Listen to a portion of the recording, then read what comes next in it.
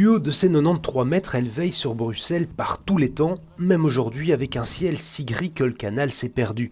Sous sa grosse coupole, la basilique est assez jeune, elle fête ses 50 ans, enfin 50 ans de la fin des travaux. Le projet est bien plus vieux, Léopold Ier voulait déjà copier Notre-Dame de Paris. Léopold Ier avait déjà des idées de mettre un lieu de culte à la basilique, comme il y avait un mont de la justice et un mont des arts.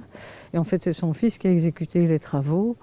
Et donc, il a fait une première pose de pierre en 1905. Après, il y a la guerre, l'arrêt des travaux et la reprise avec un nouvel architecte. Les formes sont plus brutes, le béton armé arrive, comme ici, au cœur des colonnes. La basilique devient le plus grand édifice art déco d'Europe. La basilique a été construite en 3 fois.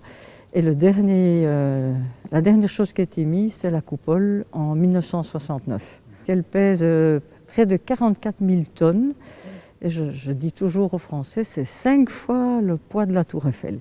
Tellement lourde qu'elle repose sur des pilotis enfoncés 30 mètres sous nos pieds. Un symbole architectural, mais une image mitigée pour les Bruxellois. Rares sont ceux qui franchissent ses portes.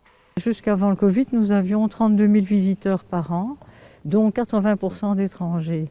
Donc malheureusement, que ce soit bruxellois ou belges, ils savent tous où se trouve la basilique, mais personne ne vient la visiter ou y est rentré. Évidemment, le Covid n'arrange rien. Le bureau touristique est fermé depuis plusieurs semaines et il est là l'enjeu pour les 50 prochaines années, garder le sacré et développer les concerts, les jolies petites expos comme ici, juste quelques mètres sous ce fameux toit vert de la capitale, ce vert si caractéristique, la couleur du cuivre oxydé.